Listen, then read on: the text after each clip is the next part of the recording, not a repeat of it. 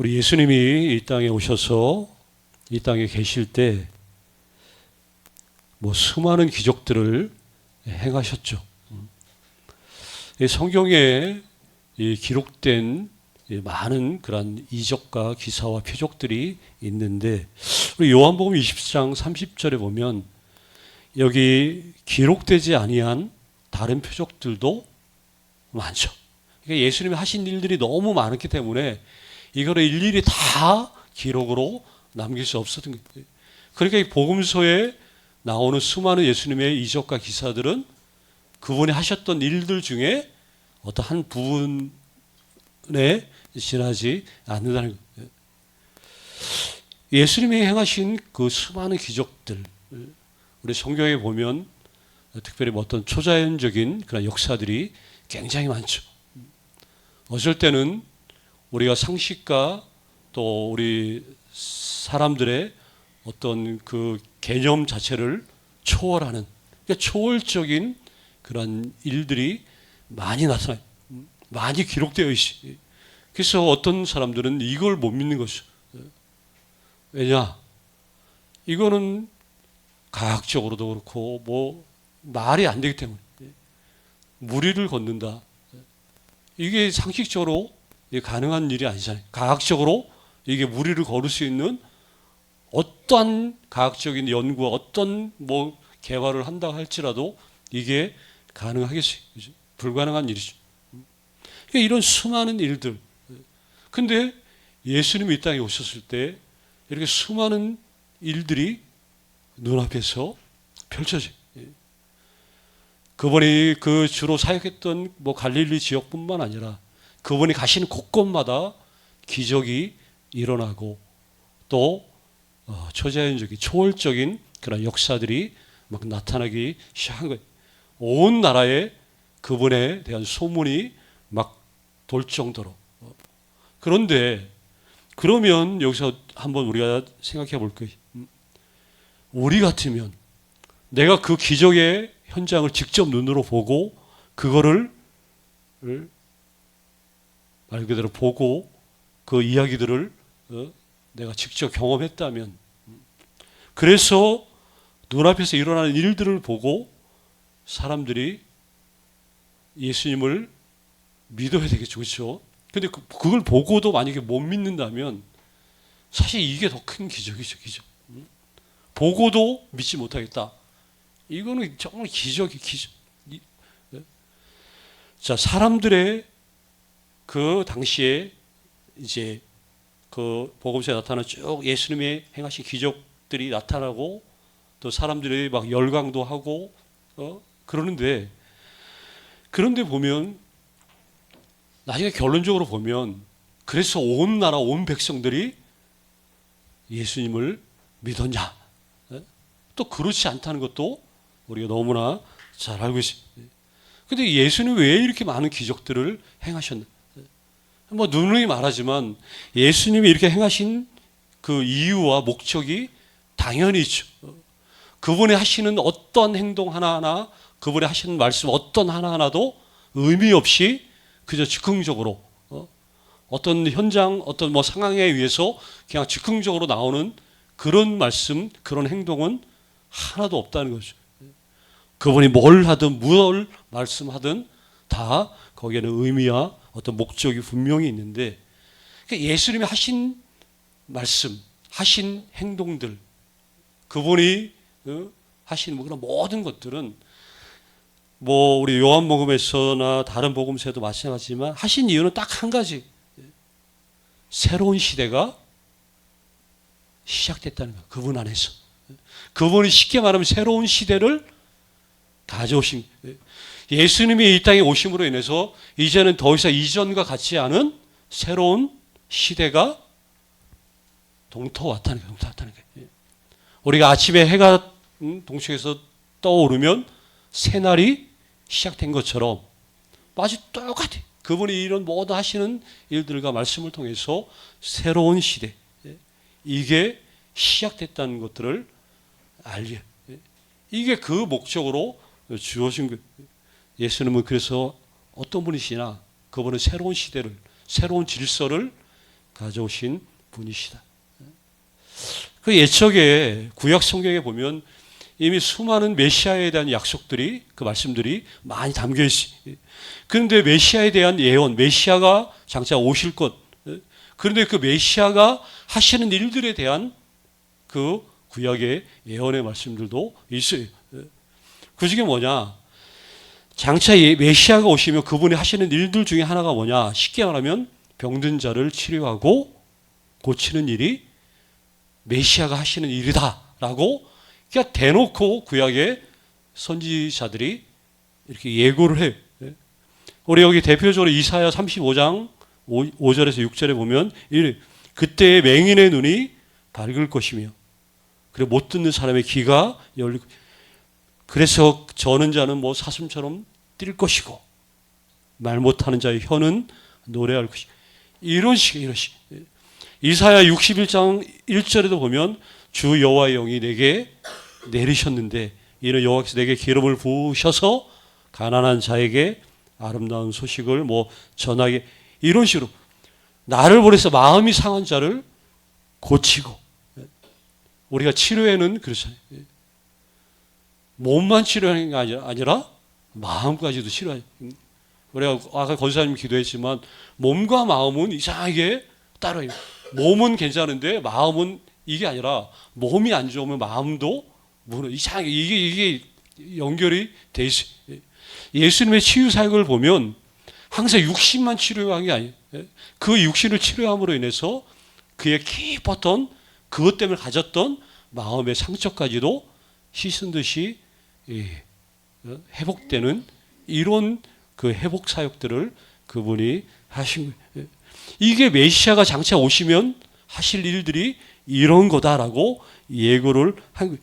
그런데 이 말씀들, 이런 기대와 바람들, 그래서 이스라엘 사람들은 메시아에 대한 기대할 때마다 그분이 오시면 뭐 나라에 대해 총체적으로 나라에 대한 회복도 있지만 우리 개개인 이스라엘 백성들에게 이런 일들을 메시아가 해 주실 거다. 이런 바람과 기대들이 있는데 쉽게 말하면 이게 드디어 마침내 이루어졌다. 그 증표로 지금 예수님이 하신 일들을 보면 이게 메시아 역할을 예수님 그대로 수행하는 그 장면. 그래서 우리가 복음서에 쭉 보면 예수님은 계속해서 생명을 주시는 일을 하시. 지난주 5장에도 나왔지만 베데스다 연못가 거기 38년 된 병자, 물론 안식일 고쳤다는 것 때문에 막 말들이 많았지만 베데스다 거기에서도 그 병자를 고치. 근데 이제 이런 기적들, 그 또 한 가지 특징이 뭐냐? 이 나은 사람들 보면 예수님이 그냥 막 고쳐 주시기도 하지만 꼭 확인하는 작업들이 있는 게 있어요. 뭐예요? 믿음. 낳고자 하느냐? 그러면 예수님이 고쳐주면서 하시는 말씀이 있어요. 네 믿음이 너를 낳게 했다. 그러니까 믿음을 또 강조를 해줘요. 반대로 말하면 믿음이 없으면 고향에서 선지자가 뭐 한영을 예수님이 당신의 그 고향에서 왔을 때 사람들이 저 어릴 때부터 봤던 저 아무개 아들 뭐 이런 식으로 선입견 이런 것들 때문에 그분에 대한 믿음 자체가 생길 어떤 소지가 없으니까 거기에서는 아무 일도 하실 수 없었다. 이렇게 얘기가 나오죠. 그러니까 믿음으로 반응할 때 당연히 역사가 있는 것은 우리 너무나 자명하죠. 믿음만 있다면 이 산을 들어 저리로 막 옮기고 이게 뭐 그냥 진짜 뭐 산 이런 게 아니죠. 믿음이 그렇게 역사하는 힘이 크다 하는 것을 강조를 해줘요. 그러니까 이런 모든 기적들을 보면 공통점이 그래서 말씀을 진심으로 믿을 때에 이렇게 이것들이 진정한 것이 되는 거예요. 물론 믿지 않아도 치유는 일어날 수 있어요. 그런데 진정한 이게 내 것이 되기 위해서는 이게 믿어질 때, 믿을 때만. 그래서 기적을 보고 환호하고 열광하는 것 가지고는 안 되는. 홍해가 갈라지고 구름 기둥, 불 기둥으로 인도함을 매일 받고 만나가 내려도 그 기적을, 그 전무후무한 기적을 봐도 불평과 원망과 이건 어쩔 수 없는 어쩔 예. 나중에 자꾸 이제 이것도 면역이 돼버리면 이게 무뎌져. 사람들은 기적을, 그래서 뭘 말하냐? 기적을 믿는 일과 기적 그 자체를 믿는 일과 그 기적을 행한 분, 이 차이가 있다는 것을 알아야 된다는 거죠. 기적과 기적을 행하는 분의 이 분명한 그 차이. 기적 자체가 기적을 행하는 분과 동급이 당연히 될 수 없다는 거예요. 그래서 복음서를 보면 외형적인 그분의 기적을 보기는 많이 봤지만 그 기적을 행하시고 있는 정작 그분이 어떤 분인가에 대해서 알지 못하는 경우도 너무나 이렇게 허다해. 오늘 본문에도 사실 그런 이야기, 우리 전체적인 이야기들을 읽지 않았지만 6장이 딱 시작될 때 뭐가 제일 먼저 나오냐? 그 제일 그 유명한 모든 복음서에 기록되어 있는 그 오병이어 그 기적의 이야기가 나와요. 여기 예수님을 쫓았던 수많은 무리들, 그야말로 물고기 여기 2마리, 보리떡 5개로 여기 5,000명이 넘는 무리를 먹이시는 그 예수님의 기적, 이걸 보고 이거를 갖다가 사람들은 다 무리 없이 이 기적을 의심 없이 다 받아들였던 것 같지. 그래서 이 기적 때문에 예수님을 더 사람들이 따르게 돼요. 그런데 가만 보면 그러죠. 사람들은 예수님이 자기들의 허기를 채워주는 한 그분을 따른다는 거예요. 그들의 육신적인 어떤 욕구를 해결해 주실 수 있는 한, 그들의 경제적인 모든 안정을 제공해 주는 한, 그들은 예수님을 그들의 왕으로 추대하기를 원해. 우리가 1절 하시는 거, 우리가 본문 앞에 보면 15절에 나와요. 그들이 와서 예수님께서 그들이 와서 자기를, 예수님 자신을 막 억지로 붙들어서 임금으로 이렇게 삼으려는 줄 아시고 다시 혼자 산으로 떠나가셨다. 이런 식으로 설명이 되고 있죠. 자기들의 어떤 필요를 채워주니까 그분을 왕으로 막 억지로 왕으로 막 모시고자 하는 그런 어떤 열정적인 그런 모습들을, 반응들을 보였어요. 그러니까 이게 뭐냐? 말 그대로 기적에 기반을 둔 신앙이 바로 이런 형태로 나타나는 거예요. 근데 예수님이 그럴 때마다 니들이 드디어 나를 알아보는구나. 기뻐한 게 아니라 그들이 그렇게 할 때마다 그분은 의도적으로 그거를 다 피해서, 그러니까 이 사람들이 잘못 이해하고 있는 거예요. 그분을 통해서 뭔가 자기들에게 주어지는 그거 자체가 좋아서 그분을 따르려겠다는 어떤 그런 모습. 말 그대로 그걸 통해서 그분이 어떤 분인가를 아는 게 그들에게는 없었던 거예요. 그러니까 정작 그분이 누군가는 필요 없어요. 그가 그 어떤 누구라도 자기의 필요를 채워줄 수만 있다면 그가 나의 신이고 그가 나의 왕이 될 수 있다는 이 개념. 그러니 우상 숭배하는 사람 똑같은 거죠. 우상 숭배. 이방신을 섬기는 그 이방 민족들, 자기가 믿는 그 신이 자기들의 어떤 삶을, 모든 것들을 제공해 준다라고 생각을 하니까 그 신을 자기들의 신으로 섬기는 거예요. 다른 이유가 아니에요. 많은 신들 가운데 이 신이 우리를 채워준다라고 생각하니까 그 신을 믿는 이런 개념들이 생길. 만약에 이런 식으로 예수님도 똑같이 그분이 나에게 모든 것들을 제공해주고 채워주기 때문에 믿는다라고 한다면 정작 그분이 어떤 분인가를 알 수 있는 길이 벌써 차단이 되는. 예수님은 그래서 항상 이거를 염두에 둬요. 그래서 예수님이 어떤 분인가, 오늘 본문에 나오는 우리가 찬양 정말 은혜스럽죠. 무리를 걷는, 예수께서 무리를 걷는 이 사건, 이것만 봐도 왜 이렇게 떡 얘기, 많은 사람들을 먹인 얘기, 그리고 뒤에 보면 또 생명의 떡에 대한 그 이야기가 그 떡과 떡 사이에 왜 이 바다를 건너는 이 사건을 이 의도적으로 요한 이 저자가 요한 사도 요한이 이 내용을 이 사이에 이렇게 탁 끼워 넣었을까? 이유는 단 하나예요. 앞뒤로 있는 이런 일들이 베풀어지는 그렇게 그걸 가능케 하는 그분이 정말 누구인가 어떤 분인가를 얘기해 주기 위해서 이 본문이 여기 나와 있어요. 쉽게 말해 무리를 걸으신 이 사건 통해서 누구를 예수님이 누군지를 제대로 알 수 있는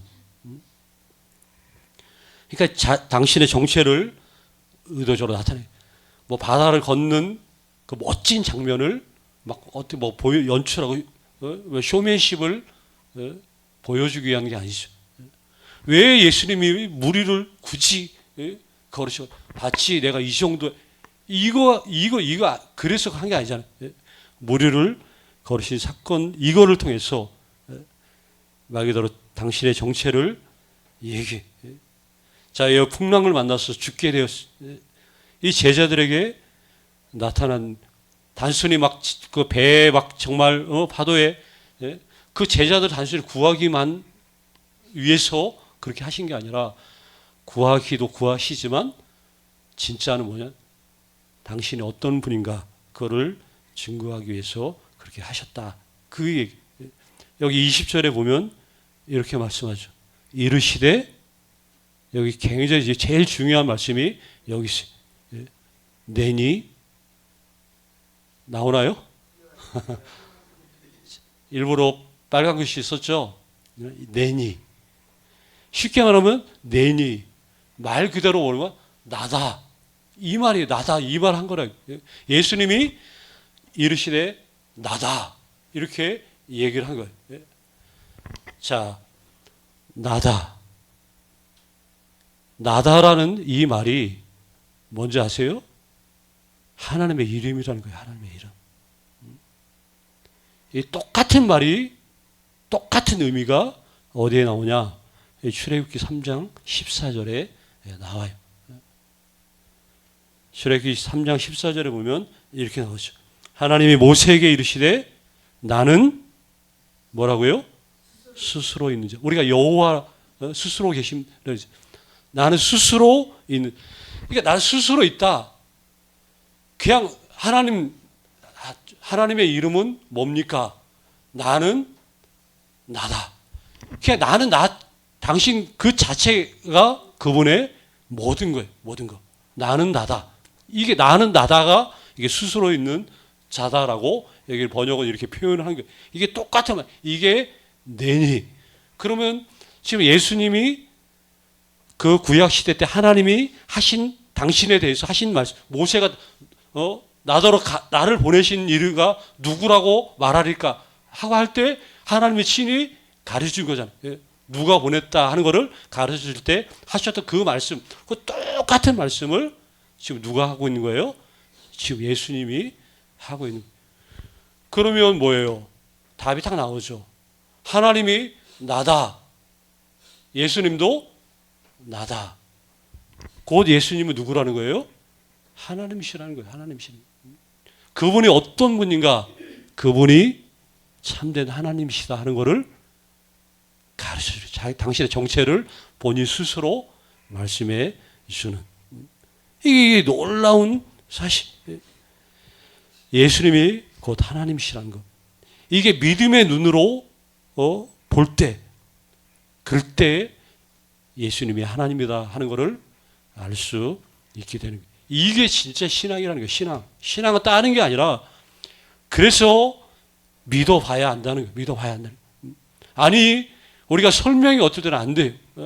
안 믿는 사람, 모르는 사람에게는 이 하나님의 살아계심과 하나님이 정말 존재하고 그분이 우리의 모든 것 되시고 주인 되시 온 세상의 창조주고 이게 우리는 믿어지니까 이해가 되고 말하지 않아도 다 알지만 이게 그렇지 않은 사람들에게 믿어지지 않는 사람들에게는 설명할 때로는 방법이 없어요. 방법이 없어.